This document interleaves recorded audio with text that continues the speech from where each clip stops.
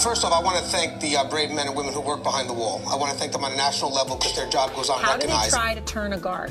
Well, correctional officer. Sorry, I apologize. But correctional officer. All right, how you guys doing today? It's Anthony Gangi, host of Tier Talk. Welcome to another episode of Tier Talk. Back with the same crew. Well, part of the same crew.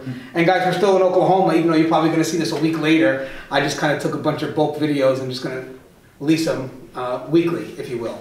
But we're going to decide something that's actually, this is unique because I actually did have this request through my audience as well. I thought it was a topic I wasn't too familiar with. So these panel of experts here have decided to volunteer their expertise and help us discuss a very controversial topic. We're going to be talking about the Janus decision. So again, we're going to reintroduce our panel of experts. So we'll start all the way to my left.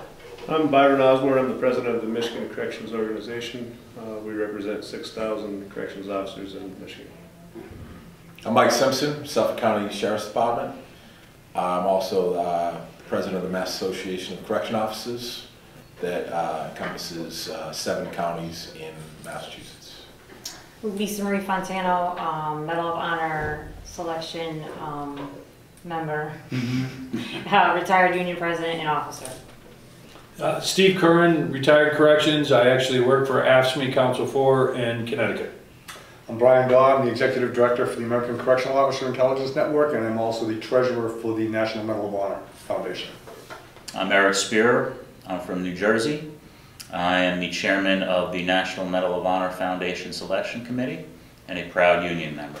There you go. All right, so now my expertise is very limited on this, so we're going to kind of construct this in a dialogue, guys, which means that I think we're going to kind of just feed off each other, if that's okay. You know, I think sort of what we did with the last interview.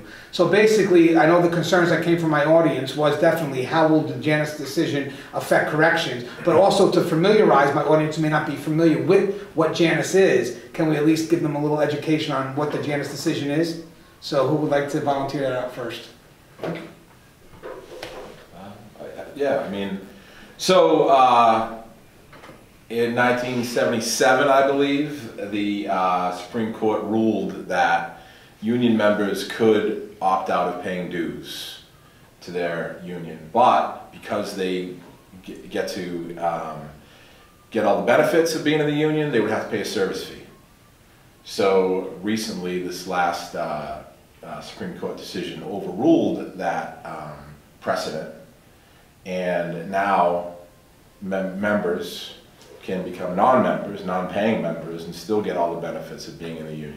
And that would be what the main conflict is, correct? The people that aren't paying receiving the benefits of what full the benefits. unions, full benefits of what the uniform. Yes. Very expensive legal,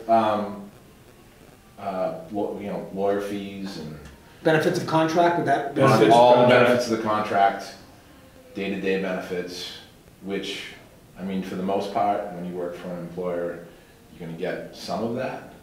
But a lot of it is strictly union benefit that is negotiated through collective bargaining. All right, so I don't know if we're going to know an exact number of this, but how many states actually do force people into the union?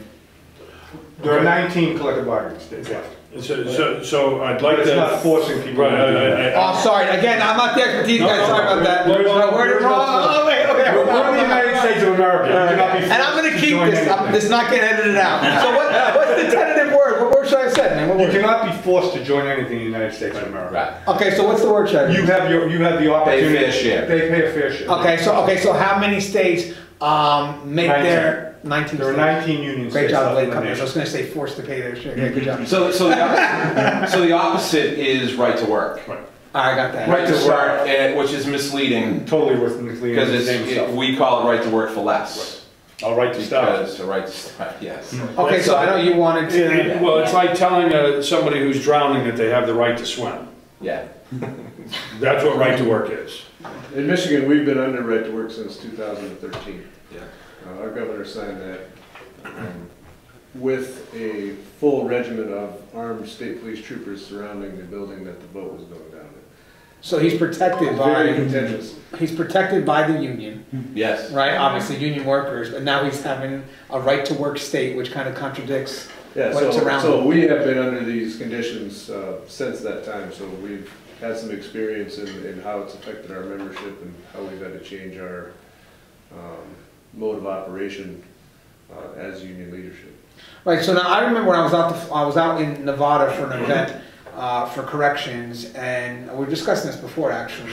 And I think they're PBA, they're correctional officers, and they were complaining because at this point Janus' decision was kind of in the works, and they were complaining because I think it was like only 60-something% who are getting the benefits of the union are in the union, and the other 35% aren't. And I know that was a concern because they're like, well, what's the sense of even doing this battle if the other 35% doesn't want to get involved in the union? So you actually have that right now too in Michigan. You actually have officers that aren't in the union? Very few.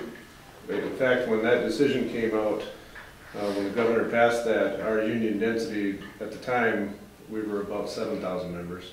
We've lost some through attrition, but at that time we went from about 96% membership rate to 97% because we educated our folks, and a lot of our members who weren't paying the full amount of their dues was because of some individual grievance or something that happened, or say they were opposed to our international union for something that they support, so they would pay the service fee only. When the right to work decision came out, those folks saw it for what it is, which is a national trend and a national push to silence the voice of labor. It's a financial attack is what right to work is. They're trying to cripple your financial ability to fight. I'm assuming the next step is the concern will be privatization. Well, without the unions fighting for it, it would allow them to do it. Let me just touch back on your earlier statement, the misstatement about being forced. The force. Okay, it's not a matter of being forced. It is, before the Janus decision, it was a condition of employment. So you didn't get forced into it, but when you took the job was union.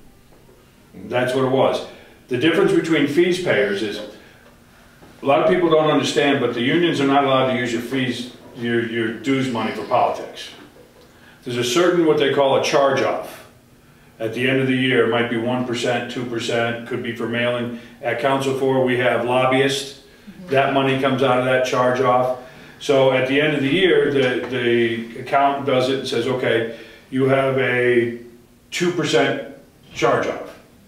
So we would have to go back to the fees payers and give them 2% of their dues back, which would amount to $10. Any money that was used for political action. Right, but that was the center of the Janus decision, right? Because his main concern was that was going to political parties that... Right. That's baloney. The entire thing was to bust the union. Brian, we're still friends, right? That brought together by the Koch brothers and that whole consortium was to bust the unions. It had nothing to do with this poor teacher. He's not a teacher any longer, by the way. This was about busting unions, nothing else, plain and simple. It was about taking the vote away from the working man and woman. And because fees payers was you paid your union dues, or you could be a fees payer. With the Janus decision, that no longer. What would be the what's the so what would you get as a fee payer? What would you get if you paid the full union dues? You still got the same services. It was just the option. Now with the Janus decision, you don't have to pay. But my concern would be then why wouldn't any of the people paying the union fees just go to fee? I can speak on part of that. Because in our situation, right. In our situation, the folks who prior to right to work only paid the service fee weren't extended full union membership rights. Okay, they weren't allowed to vote on chapter issues. They weren't allowed to vote in chapter elections. I knew there had to be some. They weren't allowed to vote on the contract. Or run for office in the union. Correct. If you did a... We were just under an obligation as their exclusive representative with the state to represent them. So again, we're looking at stuff like universal, like contracts. But anything that the regular line officer would get as a benefit, an agency paying line officer would get as a benefit. There was no decrease there. The whole process between giving unions the right to negotiate on behalf of everybody, that was the premise. What unions gave up was, okay, we'll negotiate for everybody, and if we have to take a reduced fee from these people, we will. And we will agree to negotiate for them and to protect them if there's anything wrong done to them, if they have a disciplinary problem. We'll agree to do that. And in return for that, we would give them what was closed, that used to be considered a closed shop.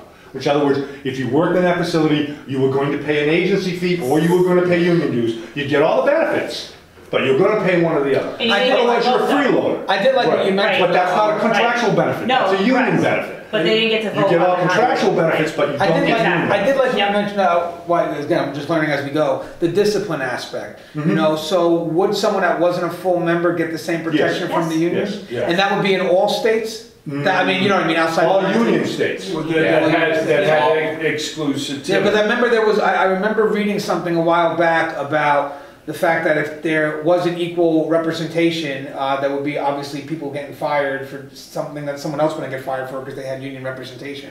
That might have been right to work or something. You have automatically. DFR. It's called a DFR. You have a duty of fair representation. And yeah, even if okay. it's an agency player, if they can show that you treated them any differently than any dues-paying member, you have a DFR charge against you. And what we got for that was exclusivity. Right. So they had the protection. Explain what that is. That means AFSCME, we're representing Connecticut Corrections. AFSCME would be the only union that could go in there and do it.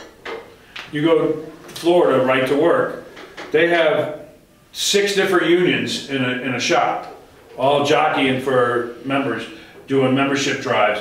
I went down and did some organizing down in Fort Lauderdale at a big bus depot.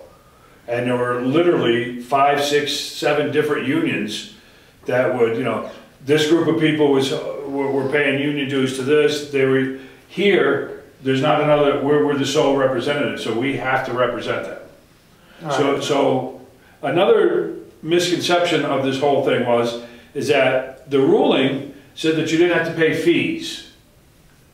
And that's what it's rolled up. It had nothing to do with dues payers. Dues payers weren't even mentioned. They conveniently rolled it into, well, now you don't have to be a dues payer. Now you can just drop your dues and be done. Well, that's what I thought the general, I thought that's what the decision was. Well, that's how it ended up. But, so what was it originally? Well, the ruling isn't for dues. In the suit, it doesn't say anything about dues payers. It's all fees payers. So if you've been paying your dues all along and you're a dues paying member, Janus didn't affect you. All right. But if you decided now, because now what's happening is HR, and what we're finding is HRs and town employees and their employers and such now want to get involved and start sending their employees saying, hey, you don't have to pay dues if you don't want to pay dues. But then the dues payers are actually affected because those who tend to be freeloaders now lessen the strength of the union because you're no longer getting those dues. Right. So now the due payers, obviously their payment increases? No. And the crazy thing about this, say you have a 100-man local. If 51 of your members decide not to pay dues, your employer is going to go right to the Labor Department and petition that there's not significant interest in the union, and it's gone. What goes with it is your contract and all your banks. Let me ask you another question. As I'm learning, as you're saying, if you have, let's say you wind up losing out on 51% of your members, do you guys still remain that collective voice for the troops? As long as the employer doesn't petition to the Labor Department. But if he did petition? They'd win. Hold on. You're right. Yep. Different jurisdictions are different. Yes. Laws are different in different states. In certain states, if you opt out, the union has no responsibility to represent you. You've made that decision, you're out. If you have a disciplinary problem, good luck to you, you're on your own. In some other states, you are still required at this time to carry forth with representation. That's going to change. Because just as unfair as they claimed the doctrine was that they had to pay, is equally unfair to claim that we have to represent somebody who isn't paying. And the states now are passing their own legislation to give some recourse to the union. To the unions. All right, so basically right now, actually, there's a little bit of a tit for tat I'm seeing, right? Like, so how would someone opt out if they wanted to opt out? They have to go to personnel and opt out. Well, actually, no. In Connecticut, well, again, different jurisdictions. In Connecticut, what You they have to have have to the do. initial cards. Right, we've had to go, we went ahead of this. And we had a new card, a new membership Did you card. expect, well, let's just, after this decision happened, did you guys expect people to opt out? Yes. Really? Working with ACOIN, I'm fortunate to deal with a lot of unions across the country that's going on. The fear was palpable. Everywhere. So you Everyone I talked had to- legit concerns? And this, Very, very legit this concerns. didn't just come about with Janus versus AFSCME. Friedrichs. Years ago, it was Friedrichs versus the California Teachers Union. Like, so let's go. And so it was going to pass. That we were going to lose service We fees. already voted. And then Justice Scalia passed away. Right. He was the deciding vote. Right. Then it went to a tie, which means it goes to the ruling of the lower court, Right. which ruled for the unions. But at the time, Janus was in the pipeline. Yes. Yeah, so they already had a And backup. now you got Scalia out and Gorsuch in, Yeah. and the labor. Yeah, and there's a lot of there's other cases now. Now you have the same the same right-wing people coming in. Now there's suits. Now they want to go back and get dues back. Now they want to go back prior to this and get back dues back. They're suing for this, they're suing for that. Just a note on Janus. 3 days after the decision, he retired on an AFSCME negotiated retirement pension. He now works for the right-wing group, 6 figures, going around trying to talk other people into the company. Hey, just so we, again, for the audience that's not familiar with politics, obviously the right one, we're talking about the conservative side, right? How do they benefit from the Janus decision? Weakening the union's vote. Right, I'm going to go out on a limb here. And that's pretty much, That's what it's all about. Yeah. That's what it's all about. It's not all this other baloney about Union the busting. rights, this right to do this, and you shouldn't have to. You don't have to pay. Not It's this union country. busting. It's union It's union busting. busting. Union That's what the busting. entire thing is about. Spade is a Kill spade. unions, kill Democrats. If you look at the salaries of the correction officers in right-to-work states, Oh my God. they're significantly less than the salaries. And I'm not just talking about correction officers, I'm talking about teachers, firefighters, cops, Overall, the all statistic public is employees. 28% less. If you work in a non-union state, on average, you get 28% less pay and benefits. We talked about this earlier. That's- yeah, yeah, The remember assault that. levels, Yeah. the coverage, And you can look where that up our in workplace facilities are economics. failing, we don't have the coverage, we don't have the staff, and here's one of your reasons. so 28% salary, correct? Salary and benefits. On average. Benefits. On average. Less than And a obviously that's non-union not state. from having the power of the union That's behind right. them, right? And it's the union, obviously, that knows how to maneuver through the politics to get to what's needed, right? Obviously, you have the legal representation, making sure that the government's doing what they can to pay their people efficiently. And this protect kind of, and protect them. And this kind of closes the door to that when there's not that chance to. This goes back to the old days of cronyism and Yes, nepotism, yes, yes. where it's not what you do or how well you're trained or how good you are at your job, it's who you know. And that's what, a lot of the unions in our business, especially in law enforcement, were designed specifically to stop that stuff. We're the ones that introduced civil service exams and these types of things, so you would have professionalism in the workforce. This is just tearing that all apart and letting right to privatization, which is really where they're. Well, I wanted to touch on that, because remember last time when me and you had the discussion out at Gun for Hire at the other studio, one of the things we talked about was privatization, remember that? And my concern is now well, let's do it this way, just to see if there is a parallel. How many right to work states have privatized facilities? A lot of them. You don't find them in union states, Yeah. very few. You don't see them in Massachusetts, you don't see them in Connecticut, you don't see them in New York, you don't see them in Jersey, you don't see them. You may see a couple of federal ones like in Pennsylvania, and that's because of the ICE. They've turned those over all to the privates, all the immigrant detainees over to the private prisons now. So you've seen all that. The privateers were about to go out of business.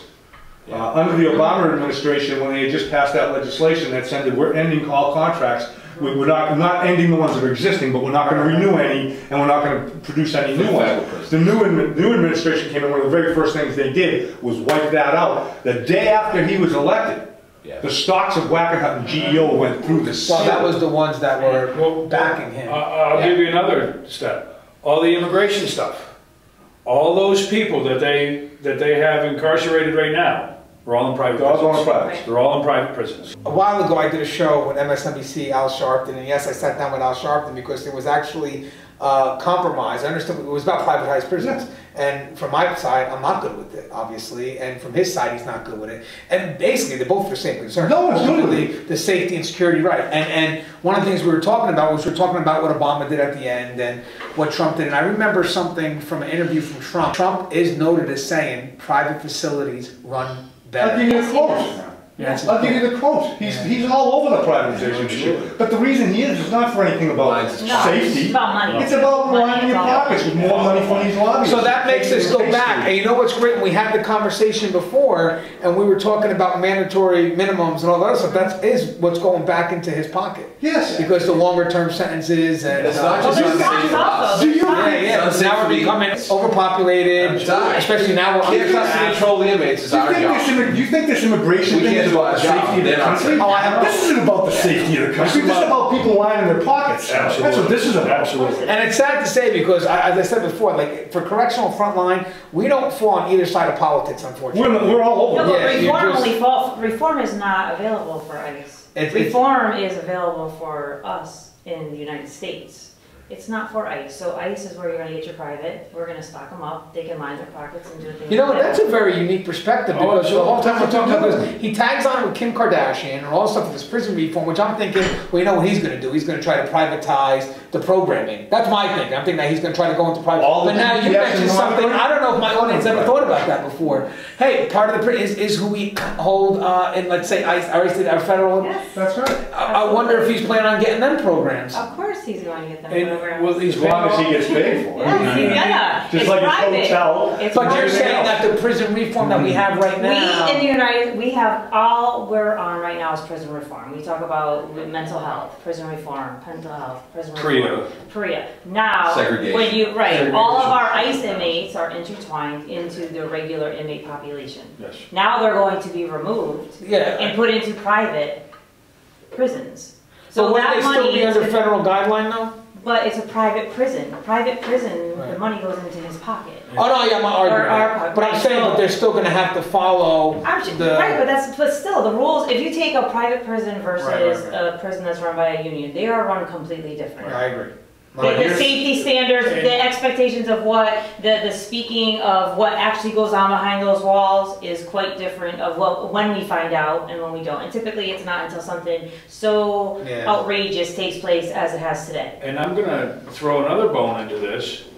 They have private prisons, when they come into a community, they set up occupancy, limited, minimum They have to occupancy. fill a Yes. certain percentage. 90%. Minimum, yeah, not maximum. Right. No, Minimum minimum. occupancy. And it's like 95 to 100. That's just 95% of the Yeah, facts. it should be maximum occupancy. They're It should be attaching a safe, profit but it's motive job. to incarceration, which brings us to a gentleman we work with named John Dacey, who is trying to introduce a constitutional challenge to private prisons. He works out of Phoenix. He has abolishprivateprisons.org, an organization that's looking to constitutionally challenge prisons as being unconstitutional because they are taking a public concern, which is incarceration, and delegating it to the private sector, which has the profit motive. So forget who does it better, cheaper, faster, however you want to do it. The fact is that you shouldn't have private actors restricting the liberties and freedoms of private citizens. Right. So, I mean, this just happens to be, I think one of your future interviews should be with this John Dacey. And if you look at what that impacts, all right, when you start incarcerating at the levels they're doing, and they're pulling the ICE detainees out of the county facilities, what happens to the county facilities and their budgets? Oh, they're down. And, right, and exactly. And where is that money being shifted to taxpayers? No, it's being shifted to the politicians. That's where it's going. And I think that's where the public doesn't. They don't see that. Well, see, they think prison is prison is prison. They don't understand that the difference between a private prison and a public prison is tremendous. There's no comparison. You know, we swear an oath to protect the public. They swear an oath to protect the bottom line. Do you think most of the public is for private prisons? No, I don't think, well, first of all, I don't think they know enough about it. Anybody I've talked to about it, and this is pretty much universal, unless they're a stockholder in one of those companies, they're appalled at even the idea. You compare it to private police. How do you like to have private police whose money was based on salaries or based on how many tickets they gave you? Well, think about this too, Anthony. We've all seen it working where we work. Inmates are going to come to you and they're going to say, hey, I can make you a little money. Just bring cigarettes or something. Absolutely. Nothing crazy. But then it rolls into something crazy. Right. Well, I make a pretty good living working in Boston as a correctional officer. Those guys that work for $12 an hour, $10 an hour, some inmate comes to them and maybe the guy's kid is sick and he needs money. What's he going to say? Where's his oath? Maybe he might take the risk. Yeah. And then he puts everyone in jeopardy. The people he works with, inmates that live in those facilities. And I'm not saying people that work at private prisons are corrupt and we're not. I'm saying that the benefit to it greatly exceeds what we have. And I want to add something. If it comes to me, I have way too much to lose Yes. to get into some kind of crazy thing. Right, and I Make want a to. little extra money. I want to add something to that. So when we're talking about private facilities, also talking about the background checks too. So for those states that, let's say, are not union, you have this officer who is a state officer working with a privatized officer, if you will. To me, that would bother me because I don't really know who this person is next to me because I'm not hearing good things about privatized background checks. I don't know of any dual facilities like that. No, there are. I believe There Rhode are. Island has one. Yeah, and I believe the one, the article, I could be wrong on the state, guys, but it's definitely somewhere southeast. There was concerns where they were talking about senior officers, like regular state officers, working partnered with privatized officers. You know what? People that listen to the show, guys, comment if you're familiar with that. The background checks for me of an officer in a privatized facility is not up to par. Yeah, that's what I'm saying. Well, it's not up to par. You know how many times they've found out they've hired ex-felons? And purposely, in one of the companies, and they said this, it was Iraq's, matter of fact, it was in Oklahoma. It was right here where we were. One of the companies in this state, they hired an individual who had done time in Alabama. And in fact, he didn't just done time, he did time for manslaughter. And the guy who hired him here, became a sheriff in Oklahoma, used to work in the Alabama Department of Corrections. That's where he met the guy. He met him as an inmate. He hired him later on, and the guy was running the female, this is a true story, you can look it up in Oklahoma newspapers. He was running the detention center and got nailed for raping some of the female inmates. And you know what they said? Well, we figured who better to watch a con than a con. So, Swear to that, you can check that out. That's in the paper as a quote. Who better to watch him than him? so one of the questions that I would have with that is, if you're in a private prison that's run by a private company, would they have the ability to charge you as an officer if you were bringing things in under the law? You know what I mean? You wouldn't have that deterrent. The state would have to charge him. But how could they? No, because it's not a private company. Here's the story. In corrections, you can give the administration of the facility to anybody you want, but you do not give up the liability. You can turn it over to any Joe Blow off the street, but you own their actions. Whatever they do, you own. And there's still federal and state laws about introducing contraband. Still, no matter whether you're a visitor, or an employee. They're just a contractor. Right. Yeah, that's all you are is a contractor. Almost like an Armok coming in and doing that's a food good service. Yeah. Yeah, I gotta find it, but I remember reading it because I remember specifically reading the story behind the officer who said that he couldn't trust his partner. Yeah. And I gotta remember where I got that article from. For some reason, I could be wrong. Tennessee's coming to mind. I don't know if maybe. Well, Tennessee's where it all started. Yeah, I don't know, maybe if it was when it just started and there was like this training, I don't know what happened, but the point is that the officer that's telling the story is telling the story where he didn't know if he could trust the person next to him, and then he compared salary, and I think actually he was only making 13, whatever was the officer, and then the private guy was making like 7 or 8. But I remember reading it, it was either through Corrections One or something. I said, I thought that was very unique, but then I was thinking is that state union? If the state was union, you would never even have that. Right. Correct? You would not have nobody working next to you. But I think we're going to continue to not be successful addressing the issue if we purely look at the economics.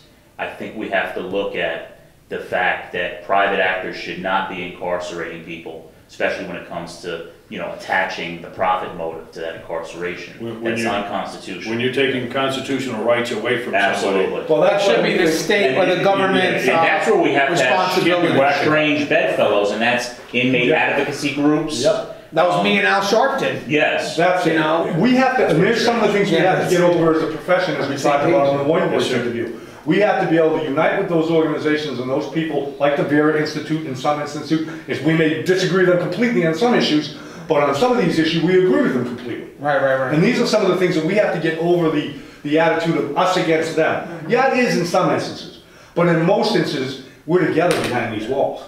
We need to make it better for everybody. Ignorance again, though. Yeah. And ultimately, the reason why I brought up the private facilities is because I think, from what I read, that's the ultimate gain if there's no union. I mean, I think it's the private companies that that's the motivation. To not have, so I mean, that's where the contracts come in. Can I add a point though, so we don't miss this, that we are all behind the walls together. Right. The private, I was going to say screws, but the private correction officers, they're behind the walls too. So we say there's more of an instance of them going outside the lines, doing the wrong thing. Doesn't make them all bad. I've seen a lot of blowback from private correction officers say, why are you attacking us? We're not attacking them. Exactly. We don't attack the individual. Everybody has the right to have a job. We attack We don't right to attack work. that. It's to improve the lives of those correction officers because they're our brothers too.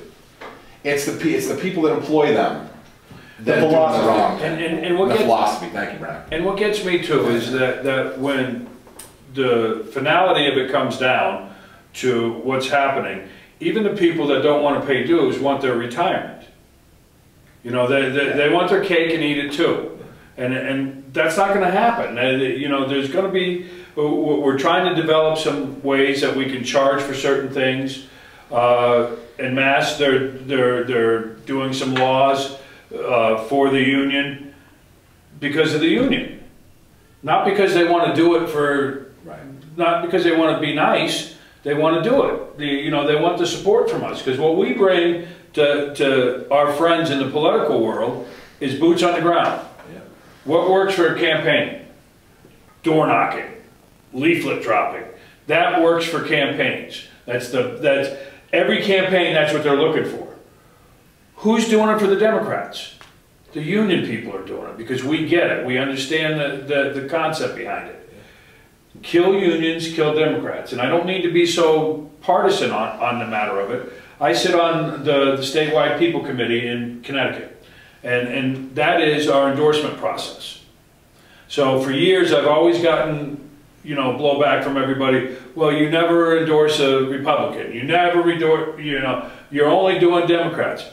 That's not true. We have a flyer. We have a questionnaire. The very first question on the questionnaire is, do you support collective bargaining? Not do you support unions. There's a difference. No. Any politician can say, I support unions. Absolutely. Do you support collective bargaining? Let's explain that difference. Okay. You've heard it from many people, politicians will say, oh, yeah, I'm all for the unions. If you want to join a union, absolutely, you should be able to join a union. Well, should we be able to sit down at the table and negotiate over terms and conditions of employment? Oh, no, you're not the employer. There's a big difference. When you're the union and you're for collective bargaining, then you're for the employees to have a right at the table. Right. You're for the employees to have a voice in the decisions that are being made and the policies going forward and the salaries they will be paid and the benefits they will gain. So there's a chance where people think that when you're... We've had politicians come out, one in Massachusetts came out and said, oh, I'm all pro-union, and Mike caught him on CNN saying you're all going right to work. So we can say both things out of his mouth. Well, I was going to say, is there any way someone, I don't think they could be, anyone could be pro-union but against collective bargaining? No, right? Well, they say they are. So how can you be pro-union and against... Because what you're saying is you can join any group you want. I'm pro you joining a union. If you want to join a union, I think that's fine if you want to do that. All right? Do I think you should have the right to collective bargain? No. So that's what they... Some unions can just be union in name and not be the collective bargaining. What would a union be without any form of courtesy parts? Well, let's political action. Well, let's look at it this way. There's only 4 states that allow collective bargaining for health care and pension. There's other union states that are union, but they only are allowed to negotiate working conditions. Connecticut, we're fortunate that we're able to negotiate health care and pension. So I'm in Waterbury. My mayor is a Democrat, Neil O'Leary, hugs his blue-collar workers, says he's pro-union, all this. He sits as the chairman of the municipalities committee, and he's pitching to Hartford to take away health care and pension negotiation at the municipal level. I don't understand why his people are still supporting it.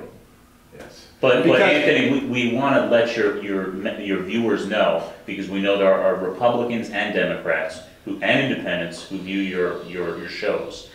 We are not anti-Republican. There are plenty of Republicans out there who happen to be pro-collective bargaining. Yes. But it so happens that more law enforcement than many Democrats. Yes. So we have to pick and choose which are best for us under which circumstances. And I like what you don't put us under a umbrella. I like what you mentioned before too, because we're talking about the difference between police and corrections, and we wouldn't see them taking the unions away from the police officers, correct? No. No. They have leverage. Less likely. They're much More leverage. much more leverage. Certainly not going to privatize police. That's because we have, again, the segregation. What goes on behind the walls goes on behind Exactly. the walls. Right. The What goes on direct, the streets the goes on the police is, streets. that isn't gonna have a direct impact. Think about right this there in too. your neighborhoods. I've said this for a long time. State police in Massachusetts, and Boston police, town police, they're taken care of pretty well. Imagine you're a senator or a state rep, and you leave the state house to go back to wherever your constituency is, and you stop for a couple beers on the way. Well, they have the power to pull you over. We don't. We're stuck behind the walls where no one knows what we do. We can't hurt them Lisa unless was we referring follow to. us. So let me ask you a question with the states that are right to work. What union? Let's change I'm sorry, Let's change with that. The states Let's call it what it is. Right to stop. Okay, sorry, Because you're we're right to feeding stop. into their baloney. Wait, let me go back. So the states that aren't right to work, that's what I meant to ask, I'm sorry. The states that aren't right to work, if they were to go ahead and try to start pushing this, what jobs that are union now do you feel wouldn't be affected? We said police, correct? No, they'd be affected. They could still be Any affected. public employee. So I want you to understand now, United States, all 50 states, All right. for public employees are right to work. Since Janus. Since Janus. Right. We're all right to work now. Alright. But it all depends. You see, what unions have to do now, specifically their executive boards, their active members, is they have to be better salespeople Yes. to their memberships, just like Michigan has done over the last several years to keep their retention, to show them that there's a reason why you want to stay with us and pay us to get the same rights and privileges, because we can only be as strong if we get that amount of money, and here's how we'll help you to do that. But- So we have to be salesmen. Oh, But I disagree with that. I get that. I think we need to educate. I think one of the biggest issues that we have with members and employees is that we're selling something. We're not selling anything. We're educating you as to what it is that you can gain and what you can lose. I think that's why when we stick into an umbrella, it's the Democrats, it's the Republicans. No, you want to know what? It's all about those who do not support collective bargaining. When you do not support collective work, that's where my issue is, not where your party is. And I think that that's where so many misconceptions are being made as to Democrats, salesmen. No, we're not. Listen, I think that, you know what, people need to know, and they need to be educated, and there can't be the excuse of ignorance anymore as to what exactly it is going to happen to you if you choose to not be Being that, I just want to finish this though. So being that, and I like what we did here, even though I did understand the metaphor he was saying, but I like how you actually spelled out something that was actually pretty unique where, and maybe more open my often how you pushed away from the left and right. But just to go back, because we did touch on politics, and I don't have any sponsor, I can ask, would there be anybody from the left that would push right to work, right Not to that I've start? seen. So, I mean, is it a political issue? Well, it is. Where it comes from, it is. So in Massachusetts, we tried to pass a law that gave us relief from the Janus decision, like New York had already done, to force our members, yeah, you're not paying a service fee anymore, but if you use our lawyers, which is very expensive, you're gonna have to put up a retainer. Yeah. So the Senate passed it unanimously. The House waited till the last minute and then said, well, we ran out of time, and didn't vote on it, so it died. So the AFL-CIO in Massachusetts, who no one's gonna argue that they're left-leaning, and almost always support Democrats. I sit on the board for Mass AFL-CIO. We voted unanimously to not endorse an incumbent state representative in Massachusetts this term, because they left us behind. If you're going to be with us, like Lisa said, we're with you. Whether you're Democrat, Republican, most of the state representatives in Massachusetts are Democrats. We're not endorsing any of them as the AFL-CIO. Because they weren't with us, so we're not with them. Let me ask just a simple one-on-one question. Again, just because I'm not really big on politics, I just kind of, whatever relates to the field is what I look at, you know, and I'm more focused not on the party, but more so what's that going to do for the field. When it comes to collective bargaining, is it only the unions that can collective bargain, and why does the union have the power to have that? I'm just curious.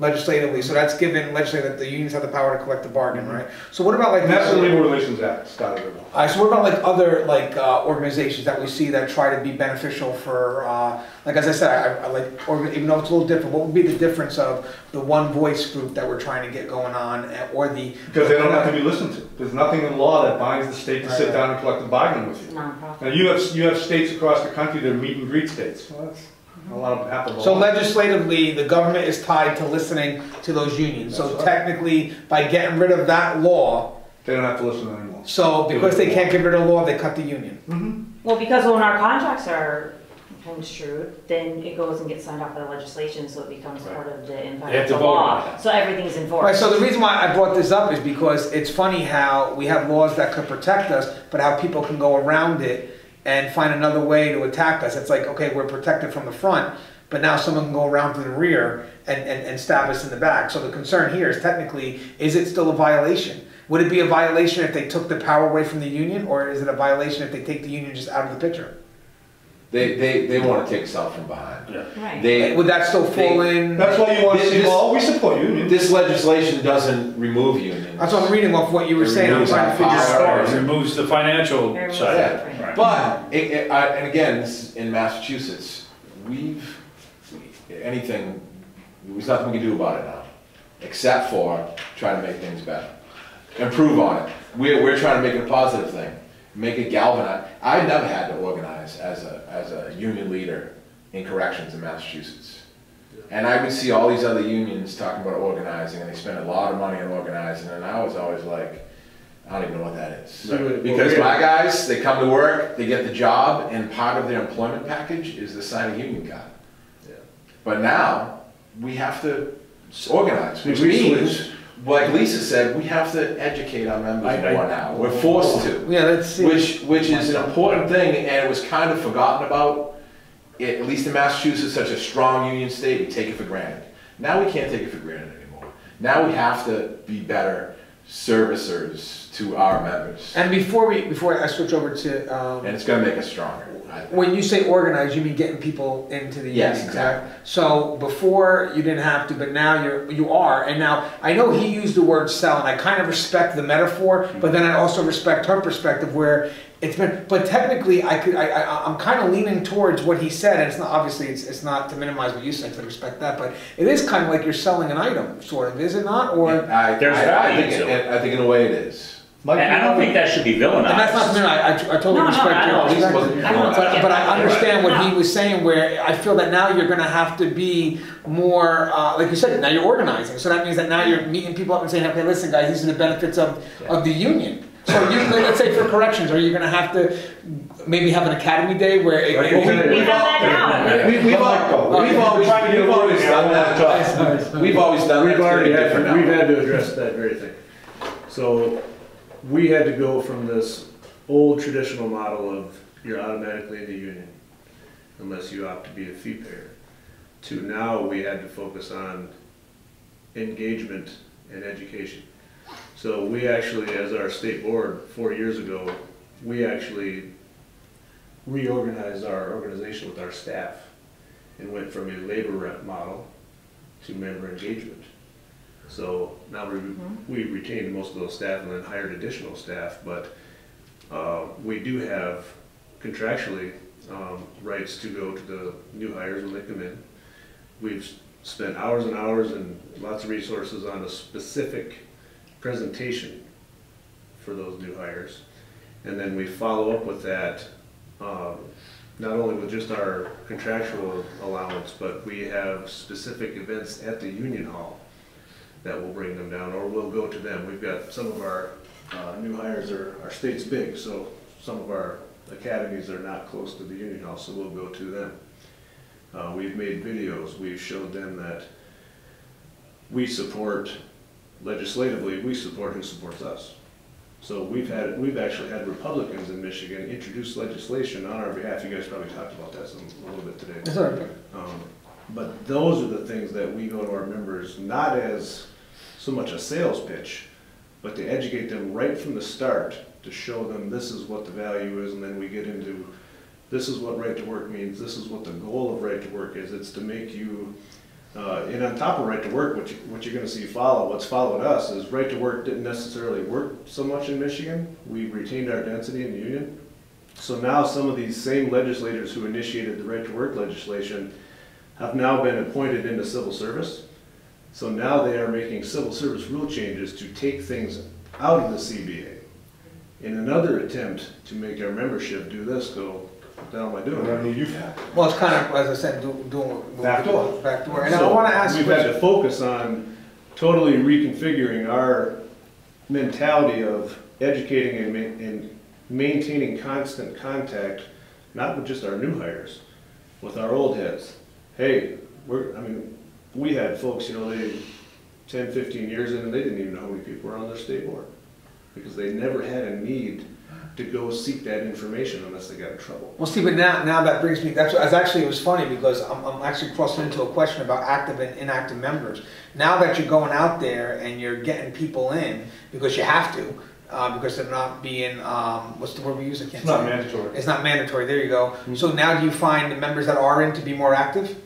Yeah, I mean, we had, like I said, we actually gained some membership back. We were always mid-90s, and we actually went up a few ticks because it was refreshing for those folks, even the ones who've been 25 years in the department, as a corrections officer, saying, hey, it is nice to have you guys out visible in the facilities and explaining things to these new guys coming in, explaining to them why they have vacation time and sick time and all these things that these newer folks coming in just assume that I'm supposed to have. Yeah.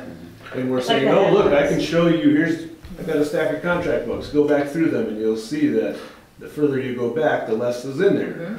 So we educate them on why the things are, why they have what they have and the need for having a collective voice. So a big eye-opener right now is Iowa. Iowa is actually Wisconsin 2.0. Everybody knows what happened in Wisconsin. We have to... Scott Walker was elected.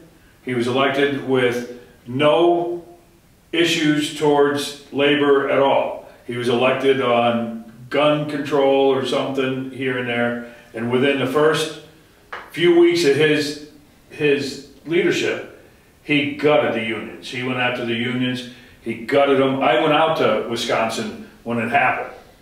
There was 300,000 people at the State House. Didn't matter. Banging on it, shaking it. All the COs, we were all there. It was, for a labor movement, it was just the most proudest thing that you could ever be involved in. The problem? It was the day after you signed it. They were already gone. The Democrats left, trying to stay away from it. It was a debacle. Iowa came in. They went after Iowa. They took everything away from Iowa. So now what Iowa has to do every year, they have to vote to retain the union. It has to be paid for by the union every year. And get this, it's not how many people vote that's the percentage of whether it passes or not. It's the amount of members. Somebody that doesn't come and vote is a no vote. So obviously the members have to vote. Oh, absolutely. And I mean, they took everything away from them. They can't, they're not even voting for cost of living So raises. if you don't vote, automatically leads to the negative? It's done. Wow. So here we are, proactive and reactive again. So the good thing and the bad thing, the bad thing about Iowa is that they have to vote every year. The good thing about it is they're getting a 90% people voting for it. But it's forcing people out. But they don't have anything to negotiate. They can't negotiate pay raises. They don't have anything to negotiate.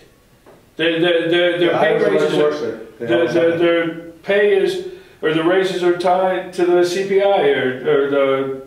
Well, that's what I'm asking. So at that point, if it's a right to work, what's the union? What's pride? Just not. You're not going to take it away from me. Well, I think too, hard for you still have a lot of political stuff you can do. You can do a lot of political organizing. Right. Safety. Yeah, staffing levels, that other stuff we were talking about earlier, organizations. Stuff that's not contract. Yeah, but at the end of the day, Does it have power? Yeah, that's what I'm You asking. have to be a damn good organizer and be able to really get in there politically if you don't have the union base to do it. You really have to have. But we should all be students of history and look what happened to employees prior to unions coming along and why they came along. Yeah. And I Biggest think- one, way the too shirt much. factory. That's like the galvanizing thing for unions in this country was the shirt factory. Right, but I think that's where then we got to the label of it's a union, we're so strong, and now here we are, we went from being proactive to now we're reactive, and now We're fighting we for have what to we go have back. now. Because we went from being the headlines, we Try read the not to headlines, lose it. oh, it belongs to the union, we're good. Yeah. And now we have to go back and educate and show everybody and read through everything as to what you're really giving up, because people really don't have a clue. I think you hit it right on the head. With the history, right? Well, no, with the changing of what we're doing now. It's member engagement. Yeah, I mean, That's what it's all about. We brought in, I mean, we knew that this was a tall order. I mean, our state executive board consists of frontline corrections officers. I'm a corrections officer, not a union administrator. Right. So Same with us. we said, we are going to get assistance with this, and we had some consultants come in and say, what do we need to do to help us change our whole operation? So we went from this model of having labor reps who were just there waiting for somebody to call, say, I've gotten some shit, I need help. Now we're member engagement who are now saying, we still have folks who are a legal department who do those things, but we've also got these staff that are organizing, they're engaging folks. So we had to completely change the way we viewed the membership and how the membership viewed us. Now we're picking up steam. We've got did they share our solidarity video with you guys today? For the past 50 years, the Michigan Corrections Organization has been a champion for corrections officers and forensic security assistants across the state of Michigan. As a member of the union, you are among a long line of proud men and women who have worn the black and gray and part of a unique brotherhood that continues that tradition of service today. Over the years, we've fought for and won on many issues important to our profession. We proudly serve the people of our state. Yet, because of this progress, political interests are trying to divide us. They want to change the playing field and tear apart the things we've worked together as a union to build up. This is happening through new rules created by the Michigan Civil Service Commission. This four-person panel is appointed by the governor and has wide-ranging authority to set the rules by which public sector unions like MCO can bargain.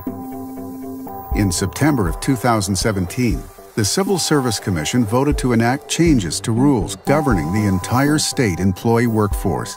These rules changes would take away specific contract provisions negotiated by unions such as MCO around seniority, overtime scheduling, administrative leave, and more, effective January 1st, 2019, completely sidestepping contract negotiations.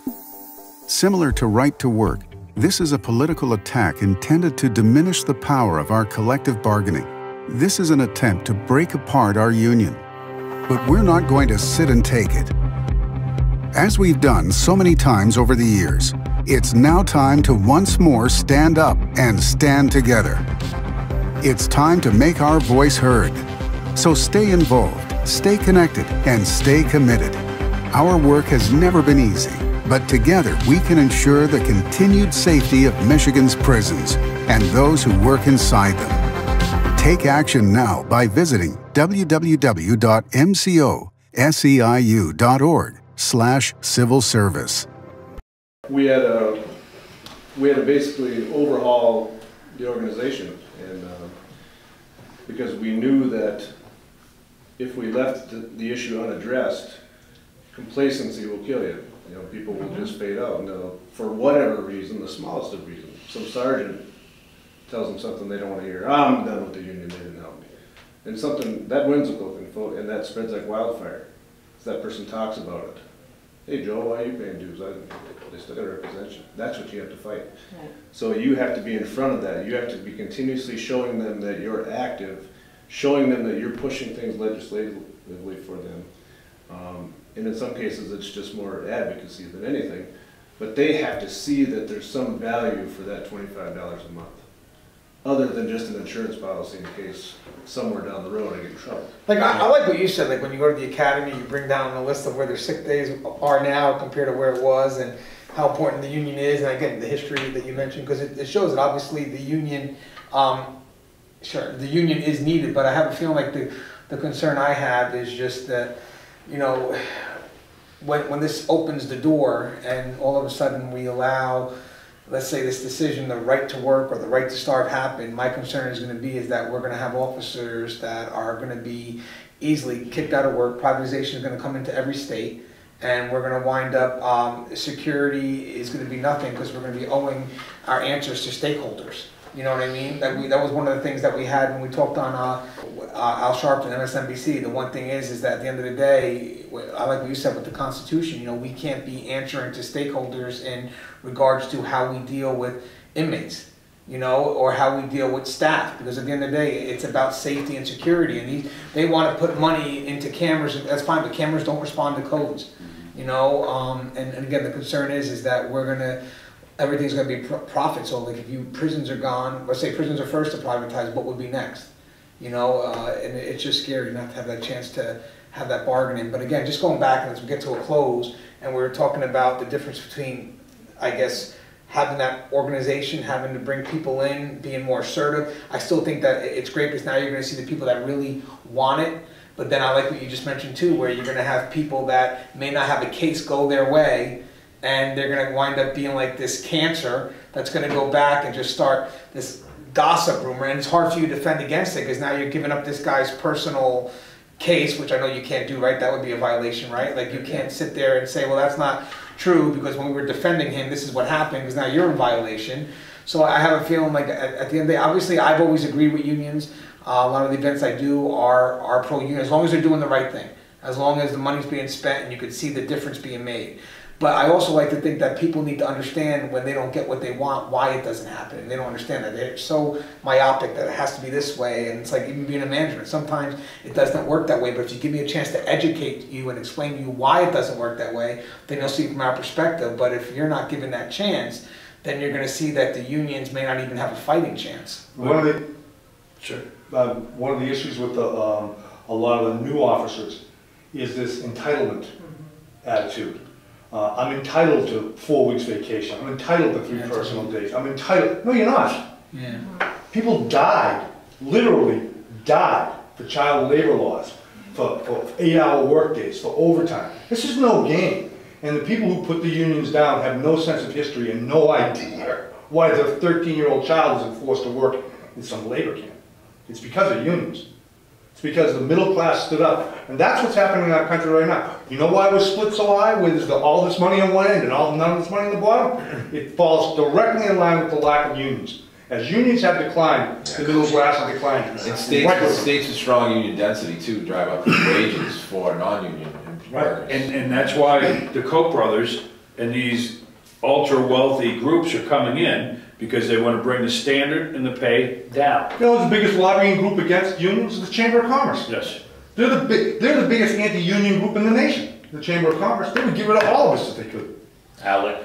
ALEC is another one. CBIA in Connecticut Business Industry Association. They come after us on every level. If they had concern for the middle class, when they would talk about getting rid of becoming with the Janus decision, they'd have an alternative to some way for people to make a decent living and have decent wages. They don't care about that. It's either pull yourself up by the bootstraps and then they take the bootstraps. I want to touch back real quick with when you were talking about the person that was unhealthy or unhappy with it being a cancer. Yeah. We have that now. We have that now. You know, but without the union, there's not an avenue for him to air his grievances.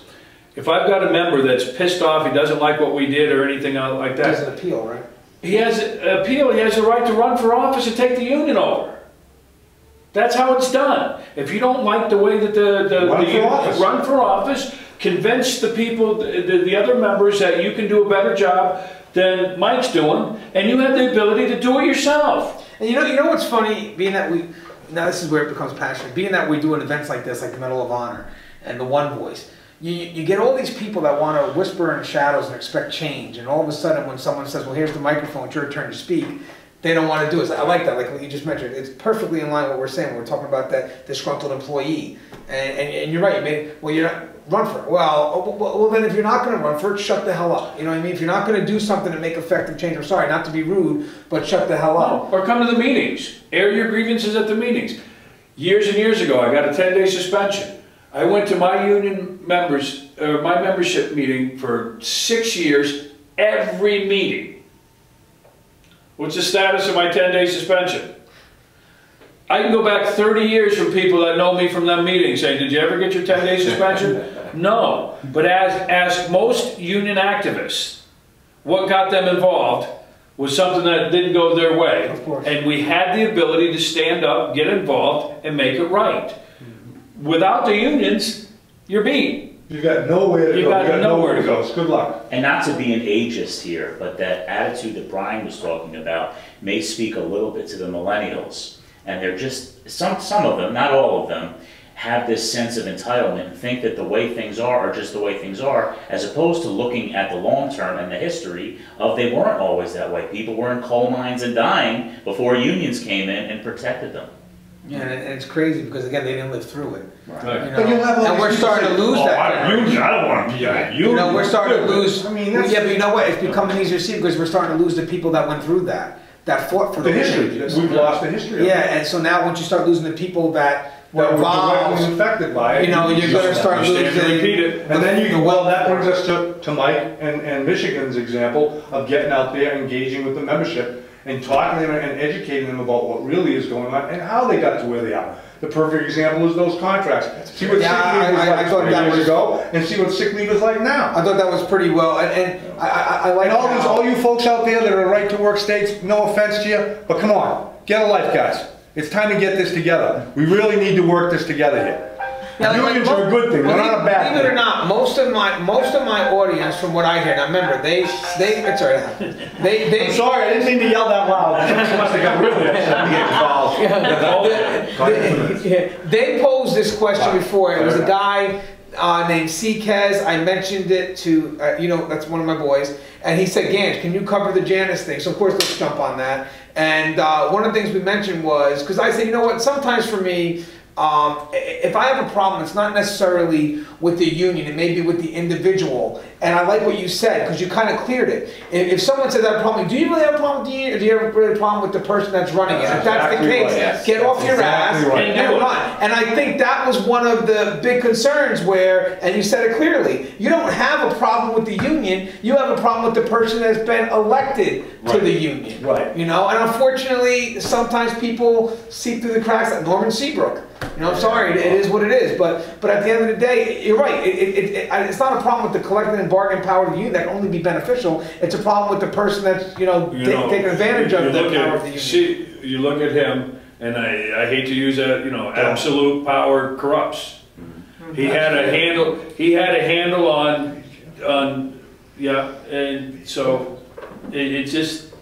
It's a very tough. It's a very tough. It really is, and I understand 100% what he's saying. Yeah. And the narrative began to change, and some politicians were able to capitalize on some of the public's misperception that unions were corrupt, protecting corrupt people, teachers with tenure never died in 62. Yeah. No. Yeah, but ain't this crazy now? We go back to the same thing. A generalized extreme. That's right. You know, if you will, that now becomes the definition of all of it. And it's funny, it comes from Rikers Island again.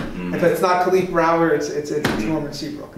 Hey, anything in closing? Again, I know we all may want to say something in closing in regards to what we feel would be the loss of union representation to specifically corrections. So we'll go back around again. We'll start with to the left side. But how do you feel? I mean, we talked about privatization. We covered things generally, but you lived through it. You discussed, just in closing, if you were kind of, I don't want to use the word sell, but if you want to tell my audience right now why they should be against that Janus decision, why should they be against it? Well, you'll see, I think the struggle is that a lot of these folks that are now seeking these jobs, they don't know the history of unionism. They don't know the struggle over the years that folks have been through to get where we're at now. And it's just the struggle for us is how do you bring back a sense of solidarity and at the same time educate them as to what the goal is from the people that are backing this drive. It turns into a political argument at times, but you know, the basis of it is you've got to make sure that our folks recognize that this is nothing more than an attempt to minimize the ability of labor to organize and have a voice in the country, that it's a national trend.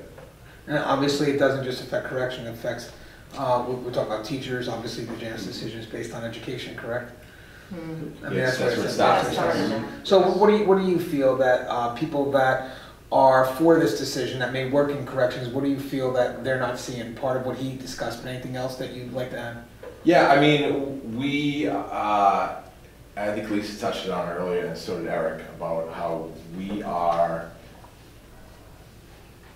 shoveling against the tide, trying to keep what we have right now, instead of pushing for more, which we fought for so many improvements to our safety, to our benefits, to our pay over the years. And now they're trying to take that all away from us. And I can only say, imagine how easy it would be for them without the unions protecting what we have. Because we fight hard every day to protect the benefits and safety and pay, our pensions. And and all they want to do is erode the strength of the union as much as they can, so they can start chipping away at that. And it's not going to happen tomorrow, it's not going to happen next week, but in 10 years, people are going to look around that are starting the job now. And imagine how hard it's going to be to get. There's staffing issues all over the country right now. People are short-staffed. I hear everywhere I go, everyone I talk to from different states, from different counties in my state, the state correction office in my state, you don't know when you're going home at the end of your shift. And that's not an easy way to live. And imagine how bad it's going to be when nobody wants the job. Because if you don't get a pension anymore, if you don't get decent health benefits, You're not protected. Who wants that job? Who wants to go to the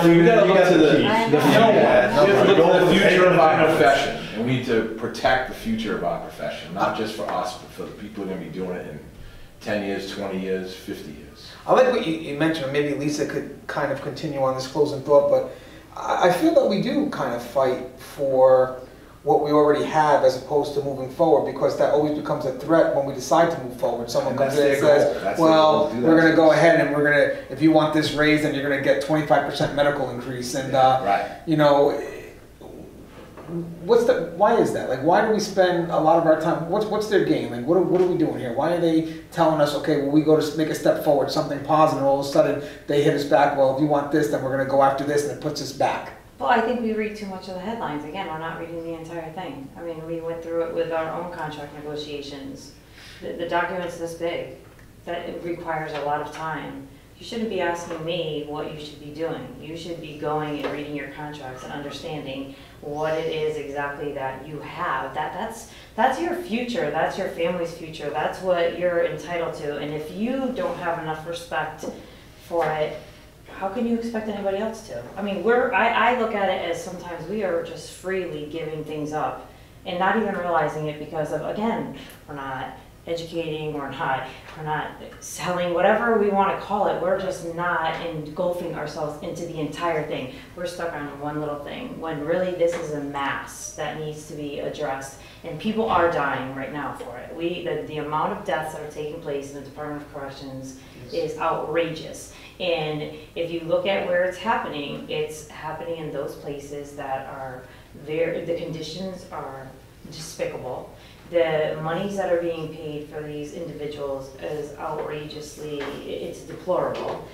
And I think we just, and it can't be just about Connecticut or Massachusetts or Michigan. I think, you know what, Michigan did a phenomenal job. We should all be on top of Michigan in weeding for Michigan. Okay, what are you doing? And quite frankly, honestly, I think it's sad to think that we had to get to the point where we are right now with Janus, knowing that this was coming. And as he said, we already knew what the decision was. Right. What are we waiting for? And I think that has to do with everybody in today's society, especially, you know, the writing's on the wall. Stop reading the first line and skip in and read the entire thing and realize, do we really know what we're willing to give up? Are you really willing to say that even to your kids? How are we going to protect ourselves? How are you going to be able to go to the doctor with all these diseases and mental health issues that we have if they're not covered from the departments? Right. Well, I'm not even going to have medical care. That's insane. That's that easy to give up. I have that right now in Connecticut, but I also understand how easy it is for it to be stripped away by a good vote. You know what? November's coming. November is going to show true colors of what's going to happen in this country. And stop voting on letters, stop voting on policies and ideas. And you know, people really have to decide what is the core of their foundation for their family and their work life, and decide that that's what they're voting. Because you know what? I don't agree with everything that sits with a Democrat or an independent or Republican, but I do know what is the most important thing for my family and for my foundation to be able to grow. Some things I have to say, hey, okay, I have to suck that up, and it is what it is. But I know what I need for my foundation. I'm not building my foundation on rocks. It's going to be built on cement, and it's not going to be destroyed. But I think that that's where we all have to understand that it's not about today, it's about further down, and stop worrying about just the immediate. We have to be prepared. And I like, we touched on the fact that I'm the same way. I don't vote on politics. I vote what's best for me at that time. And most likely it's never going to be on the left or the right. It's usually in that road that both sides aren't touching. And hopefully tomorrow, I'm looking to meet with MCO anyway. I want to discuss a couple of things that you guys have done, really positive stuff, especially with some of the laws that are being passed that actually, you want to liquidate someone in, you know, in Michigan, oh, you're gonna get some good, we just looked at one, what was it? 5 to 10 years consecutive, or 2 to 10, but consecutive, not concurrent. But again, now we'll go to you. I like something that she mentioned in regards to that, you know, you spend all this time, the union's done a lot together to get to where you're at, and now there's a chance that the longer you're without unions, you start losing more and more. Is there ever going to be a chance where it gets to the point where you can't get anything back? Well, the main thing that I'm scared of is at will. That's where it's going to end up, at will. And in our line of work, at will means you don't need just cause determination. You don't need just cause. So imagine you're working a housing unit, and a supervisor comes in who likes the inmate more than he likes you. The inmate says, "Oh, you did this," and the supervisor says, "You're done. You're done. You're out. I don't have to prove just cause. I don't have to go through, you know, in some states, even with right to work, they still have just cause. But that's another block that they're going to take away. That means I don't like the color of your shirt. You're out of here."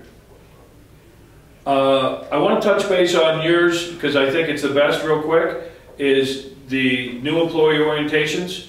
I think that that's the future of us, is getting it into our CBAs at the very beginning, that we're the ones, because what happens is they go in, they sit down, they go to HR, they get all this paperwork done. Here's your insurance, here's all this. And they walk out and they say, "Holy shit, they just gave me all this stuff. They didn't give you nothing. Everything that you got was negotiated. Everything." So that's... Did Jeremy show our presentation video for our academy? I haven't seen it. We can get you that too.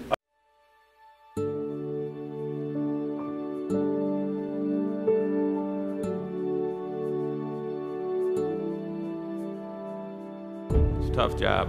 It's a lot harder than what people realize. My duty, first and foremost, is custody and security. To serve and protect the people. Doing the right thing. Make sure that these prisoners are treated with respect, dignity, and try to prepare them for when they get out. And be fair and firm.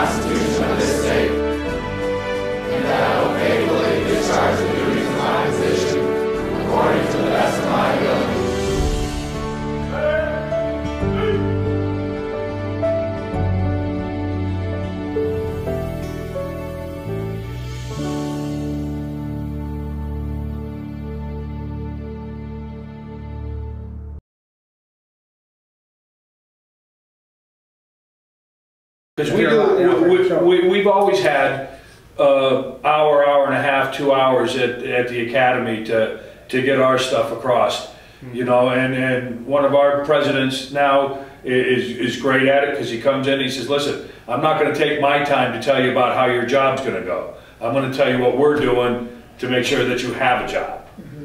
So I applaud you and let you know that we're going to follow in that footsteps of new employee and member engagement.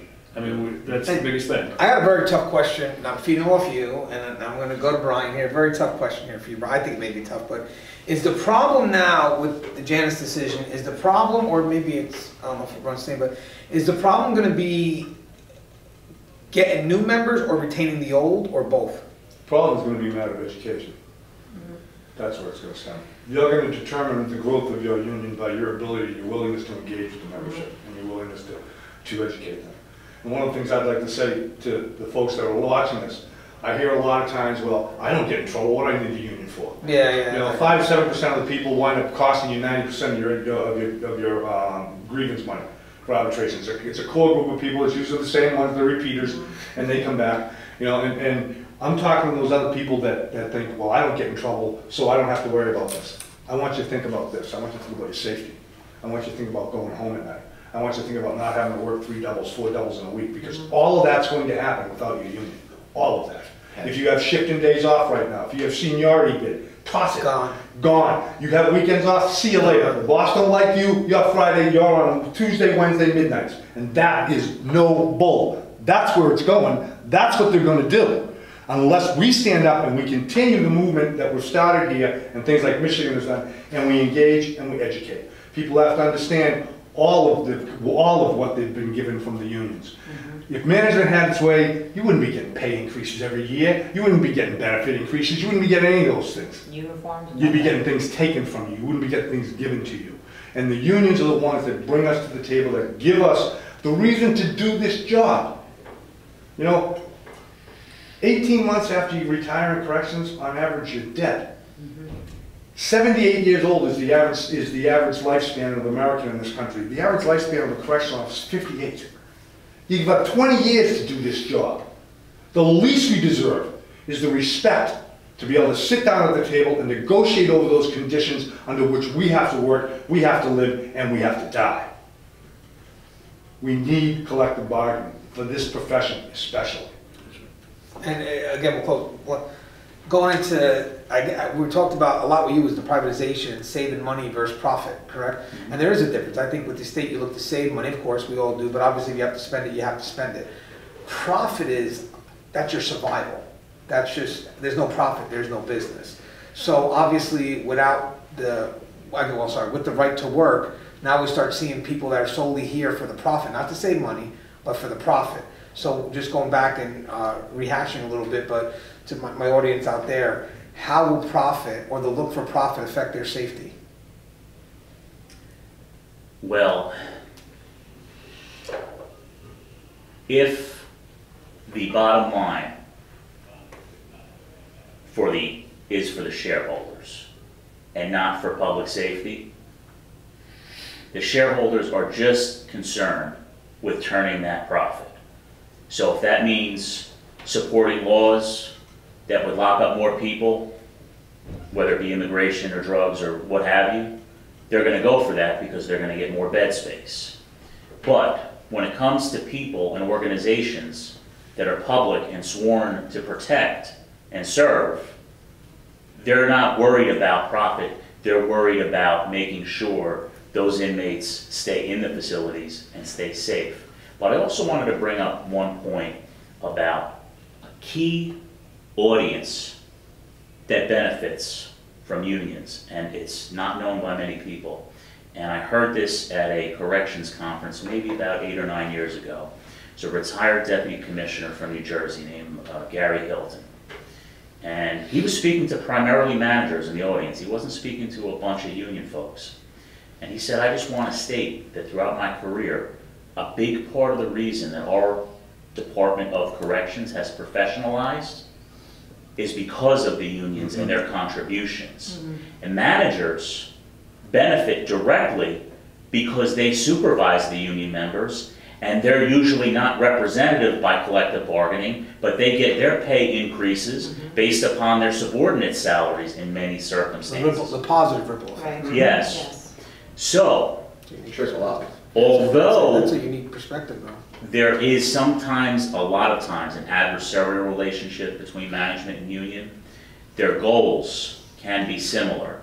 public safety, benefits, rehabilitation, all those things you can think of. So I'm not saying that you're going to be able to sell all managers on this, but when you work with management, try to show them, if they don't know already, that there are mutual benefits to be gained from this relationship as a whole. Wow, right on point. You know what's funny, guys? We're in Oklahoma and we could be touring the city, but instead we are making sure. No, but it's true. But instead, it's a Friday night. I don't know what the hell people are doing.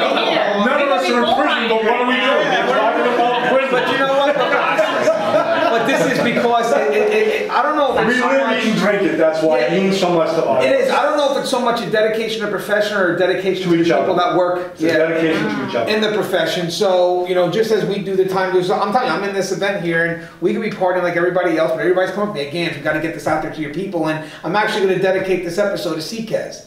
CKEZ asked me a while back to do this. I said I wasn't familiar with it, and then it just happened to be that I'm surrounded with people who are experts in it. Obviously, you can hear by the dialogue you have and me trying to scramble for some questions here as I'm listening. But at the end of the day, it was a very well-balanced discussion that I feel mentions the fact of why we need those collective bargainings, and the collective bargaining does come with the power of the union, and I think most of my audience would agree with that. But if you don't, give me your comments, because then we'll do a whole show dedicated on the comments that are against, so we can try to understand each perspective. And I'm sure if it's a concern that we feel is legit, maybe it may say, you know what, let's bring this person down and we'll have a chat with him and we'll see where that middle road is, because that's what unions are about. They're about middle roads. They're about compromise. A debate. Yeah, I would love to have that, and I'll just sit back on that. Anthony, I want to thank you. Absolutely. For everyone these issues out there, because we don't have this type of forum, and we need this type of forum. We get together and have meetings like this, and that's great, but it doesn't get it out like this does. So we want to thank you. Well, I'm going to edit it right now, starting with the 3 hours something before. And the cool thing about editing, I'll end it right now, is I get to rewatch it again, and I don't mind because I get to learn. Because sometimes I spend a lot of time thinking of the next question that I actually lose out on a little bit of what you guys are saying, especially on a topic like this where the dialogue it was your field. But when it comes more about this and I'm more comfortable, it just comes my way. But I get to learn a lot. I'm looking forward to doing this editing, because I think there's a lot I can learn from this. All right, guys, as always, the show's Tier Talk. See you guys. Stay safe.